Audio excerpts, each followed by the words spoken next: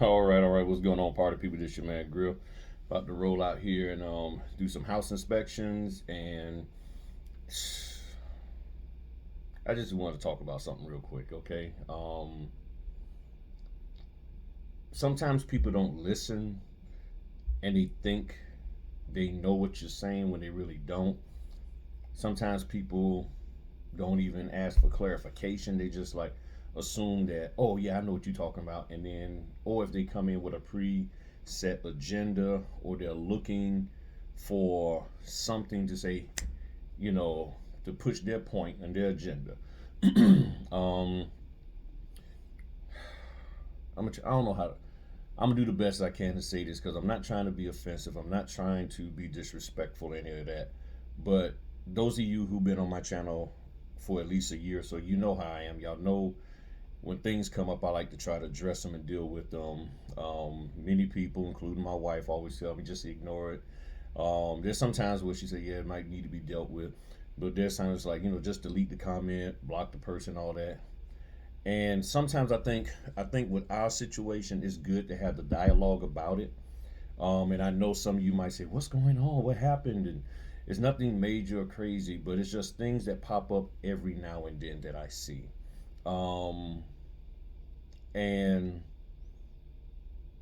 my personality, and my wife knows me very, very well. She knows I have a hard time letting certain things go. I'd like to address them. I like to just point out certain things, and I understand that I may look like the bad person in it. I may look like, oh, you're just being sensitive, or you're upset or offended. And a lot of times it's not even any of that. It's like I say, sometimes I'm concerned with the thought process. Um, so yesterday I did a video talking about no free closings. That we're business owners. First, second, and last. Meaning from start to finish, we're business owners. So giving out free closings is a bad thing, in my opinion. Okay, so just so you understand, this isn't something new that just started. People telling you to donate or volunteer to do free closings has been around since 2018 when I first came into business. That's what people was telling me, and I was like, no, because I've done other businesses, and those businesses aren't doing free stuff. And if they are, that's their choice. But we're in business. We're not volunteering. When you go to college and you get a degree, the only time they tell you to do something for free is if there's an internship. But most of us aren't looking for internships when we get out of college. We're looking for a job. We're not looking for our sons or daughter after they graduate out of high school to do an internship unless it's pretty much a guaranteed job. But you have to have the financial support and backing in order to do an internship. A lot of wealthy people, their kids have that financial backing from them so that they can go and do an internship, which means you're not getting paid, but you're working as if you are, and then in hopes that you get long-term employment from this person. Well, as a notary, I don't think that would be a smart thing to do. Somebody's asking you to, and not even that the title companies are asking. To be honest, they don't. As one person commented, was like, are they asking the title company asking? No, I've never heard a title company ask a notary to do free work. I think the title companies understand our value to some degree, or respect it, or even if they understand that sometimes they're limited and they just can't pay us what they would like to pay us, or what they think they should pay, or would want to pay us, or whatever, because the owner says, and sometimes the owner who may be dealing with like, I only value what y'all do at this level. Got it. But I've heard from the time that I've been in the in the notary business, not Navy, in the notary business, that from certain trainers and mentors and people as that will tell their students, will volunteer your time at an escrow office. Go to an escrow office and say you'll do two or three closings for free and all of that. And I don't see why I should have to do that. If I understand, if I've taken training and I know what I'm doing, then that should be confidence enough. That should be proof enough that, okay, I should give this person a shot. And guess what? They deserve to pay that. They deserve to be paid because they did the job. Because if you're going to do a great job, then fine. If at anything, I would say go in there and tell them I would like to do, work with you to do closings, and if I screw it up, you don't pay me. And that's typically how it's done. It's not us going in there telling people I'm gonna give you my time and effort for free, and maybe you'll pay me if you think so. No, it's okay. You pay me, and if I jack it up, and that's what the terms of service say. If you don't do right, you're gonna reduce your pay. So everybody's talking about paying the notaries, but then I don't understand why trainers and coaches and mentors out here in this notary sphere are saying, well, if you want to get in, do it for them for free. Mm-mm. So that's what I was talking about yesterday. Then there was a person who hopped on, and for some reason they started telling me I needed to go take a particular trainer's course. And I didn't understand where it came from. I was like, okay. And then, and just so y'all could understand, from time to time, I get comments that are, hey, I'm a such and such, student. I took so and so's course, and I like your content. It's good to, it's good to look at diverse and varied content. Stuff like that. It's in that realm. And then it's like they keep trying to point me back, like maybe you should take their course too. And I'm like, okay, why are you coming in telling me who got 5 years, and then you're admitting that you're a new notary, that hey, I got some advice for you to help you with your business and to progress you. And from time to time, this is happening. Y'all know I've dealt with this and I've talked about it. Last year it really didn't happen, but yeah, I've maybe once and stuff. And I find it interesting that it's always the gentlemen who do it. That it's like, hey, and it's a lot of times guys who are older than me or very very younger than me. That's like, hey, I'm giving you some advice, man. Because I took this and it helped me, and I'm like, okay, I'm in this business longer than you, maybe not longer than the person you're referring me to, but I'm successful within the level that I want to be successful. I'm happy about what I'm doing. You're coming in less experienced, and now you're telling me I need to follow your advice and go get help from this person. And when I ask them about, well, how long you been doing it? Oh, maybe a year, less than 2 years, less than a year. And I'm like, your focus needs to be on you growing your business, not you looking around through the internet and telling notaries, hey, you need to go, hey, I'm just trying to help you out. But you don't really have any help for me except to tell me to go to this other person. And I'm addressing this because I want you as new notaries and even as seasoned notaries to really think about what's happening when people do that. It's weird because I'm like, I have more experience than you. You don't even have 100 signings, but yet you want me to listen to you and take your advice and go spend money with somebody that you spent money with, because that's supposed to help me out. And this is the game that I've seen out here for these whole 5 years I've been in this business, is that somebody is always lurking and like, hey, go take so and so's course. It helped me out. And they don't ever get to really know you or even pay attention and listen to what you ever said. So you could be in a clubhouse and you make a statement. Yeah, I was in there.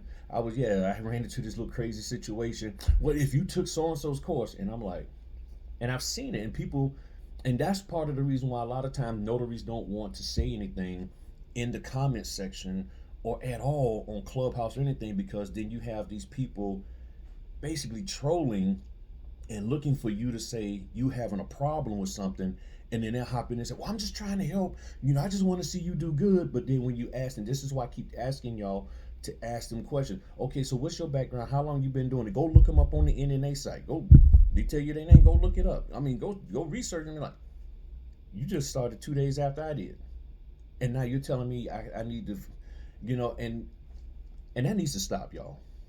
Okay, stop trying to go around pushing other people's stuff, because we all know, at least the party people here, we know y'all have affiliate links and you're trying to get some kickback and all that kind of stuff. But if all you have is, I've done 10 or 15, 20, 30 signings, I've been in the business 2 years, and you think about it, somebody been in the business 2 years or a year and a half, that was during COVID, you mean to tell me that's all you got? What are you doing unless you're just doing it part time? And if you're dealing with somebody who's doing it full time, well, you as a part time person really can't help me like I want. Well, that's why I'm telling you to go to them. And maybe I don't want to go to them. Maybe I'm good. You know what I'm saying? Before you start suggesting that somebody who has more experience than you do something that you're doing, why don't you get to know them first and find out what their goals are and what they're moving for, if they want to share that with you? Just popping on people's channel, DMs, back channeling them on club and all of that, and saying, hey, yeah, it needs to stop.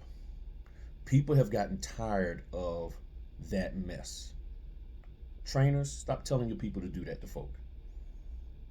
If somebody wanted to be with you, they would be with you. It's that simple. And I still consider myself young in this industry at 5 years. I'm not saying that I know it all, but by me going out here and working, I've learned some things. And the possibility or the chance that I will listen to somebody who has 20 signings, 30 signings, 10 signings, been only in the business a few months, barely doing it full time, not doing it full time, is pretty much zero. Okay? I'm just telling you straight up. Because I'm trying to move forward and you don't even have any traction in the business, but yet you want to tell me what I should do to improve my progress in the business. And I'm like, and see, and the person they comment, they might have deleted their comment off that video yesterday, but I asked this one question, which I lead by example, which I always tell y'all to ask questions. And I asked them, I said, what did I do? What did I say in my video, or what did I do that indicated to you that I needed that type of help, that I needed to get marketing help from that person? They never answered the question. So I said, okay, so this is a fishing expedition. You say it's not, but it was. You was trying to get me to like, oh wow, I can use that help. Wow, thank you.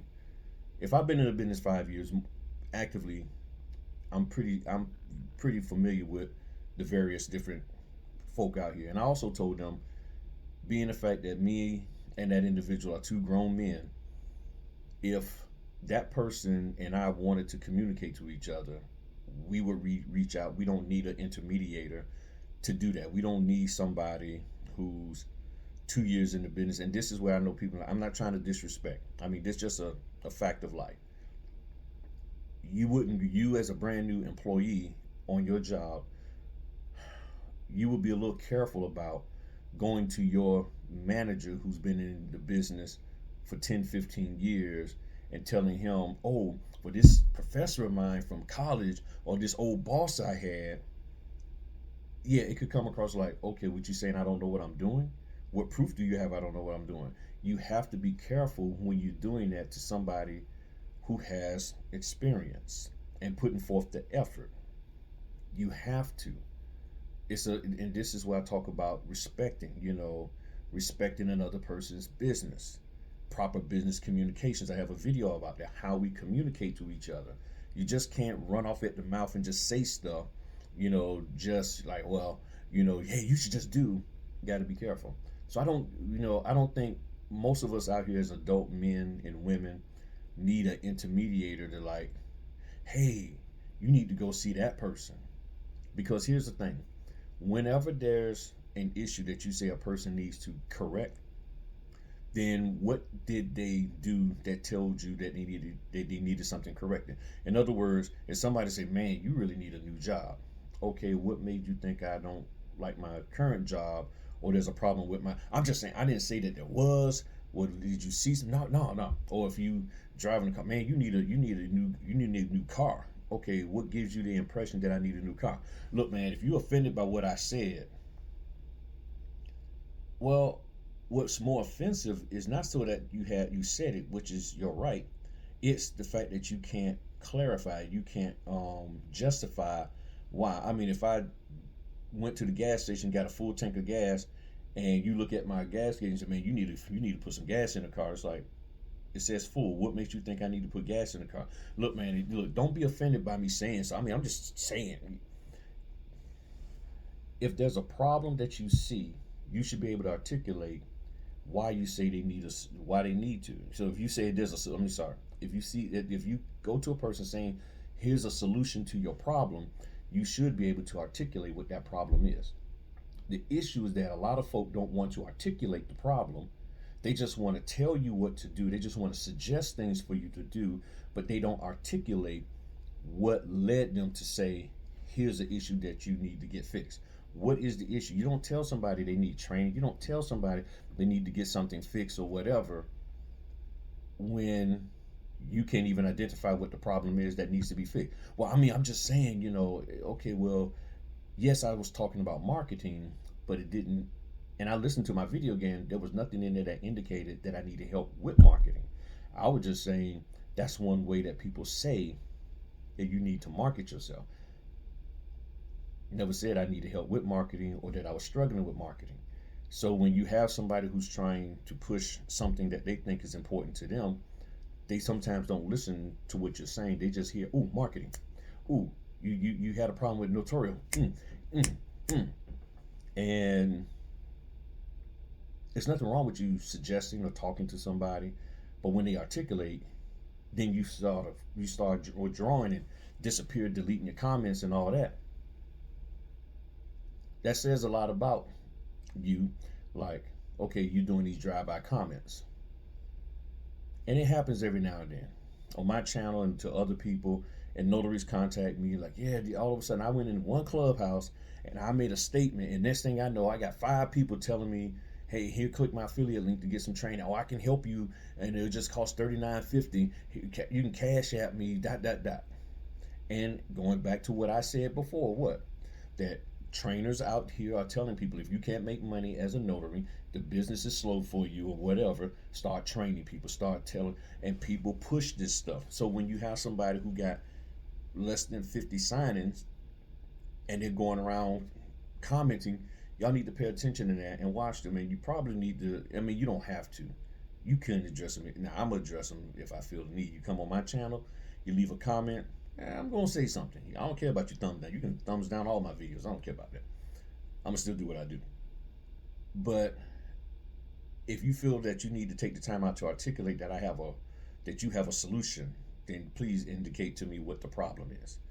If you can't indicate to me what the problem is, then to me you're just fishing for somebody to click on something or to buy something or whatever.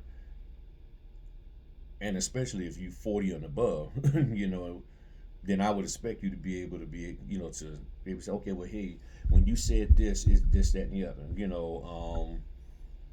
okay, and why do you think that?" And see, here's the thing: we have a right to inquire about somebody saying that they have a solution to this proposed problem that they think we have. So if you think I have a problem, nothing wrong with that. And you say you have a solution, well, let's articulate. Let's have a conversation. Not articulate. Let's have a conversation about it, so we can understand. So I can understand what you see. So that's why I will ask a person, "What did I say that gave you the indication of dot dot dot?" And when you can't tell me, then that means you're just fishing. I know I just said that, but I had to say it again. So that's my concern, and this is what I'm trying to share with y'all. So it's not that I'm trying to say don't comment, don't say nothing, you can't speak to me, but there's a way. And again, there's a video that I have out there called Business Communication. It's about how we communicate to one another. The way we talk to one another. If instead of doing it in snippets or platitudes and buttering people up, just be straight with me. Like, "Hey, Griff, this is I think you have a problem here, or maybe did I understand it correctly? It sounds like you had." And then I will be from like, "Oh, well, no, this is what I meant." And I know people are like, "Well, I'm just trying to suggest. I wasn't saying you had to." but something indicated to you or made you think that that suggestion needed to be made. And all I want to know is, and a lot of us out here, the people who I talk to, they want to know the same. Like, what did I say that indicated to you?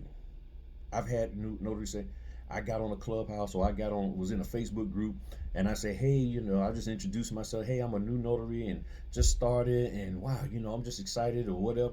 Never said anything about needing help or struggling or anything. And the next thing you know, they like, I get all these messages. Hey, if you need me, I can help you. I can show you how to do this with the documents. I can show you that. You can take my next level class. And I'm like, and they're like, I didn't ask for all that. What did I do and say to tell you that I needed that kind of help? And lastly, whether y'all realize it or not, which I think most of the part of people do, but some people may not, there are a lot of people out here who have never, I mean never, taken a single solid course from any of these trainers that you have out here, and they have never taken a course from the NNA. And guess what? They rocking and rolling and they're solid in the business because they went out there, read the notarial handbook, they communicated with the Secretary of State, and they found out what the role of a notary is and they executed.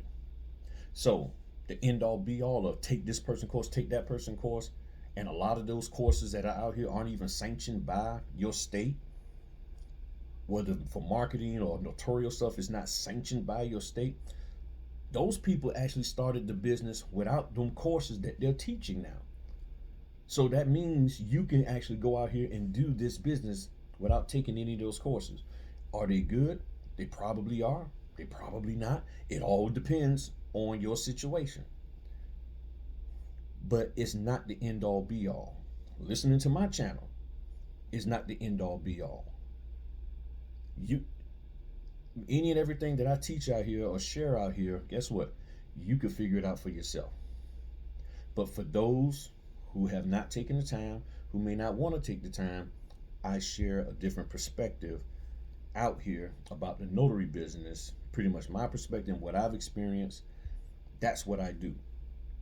But I don't demand and I don't expect anybody and everybody to do any and everything that I say. If you do, that's cool. If you don't, I'm still going to rock and roll and do what I do. But you don't need to even listen or do anything on social media or with anybody. That's why I say run your business as if social media does not exist. And you will find out that you have it in you to do this business and all of that. The trolls going to troll.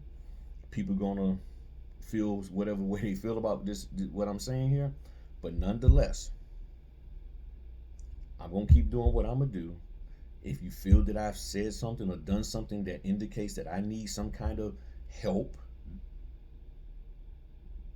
to further my progress in the business as I was told, then articulate to me what it is that I said and gave you the feeling and indication that I absolutely need help, and then articulate to me how what you're suggesting is going to help me. I don't want to be told, well, I can't really tell you, I'm new, but just go to them.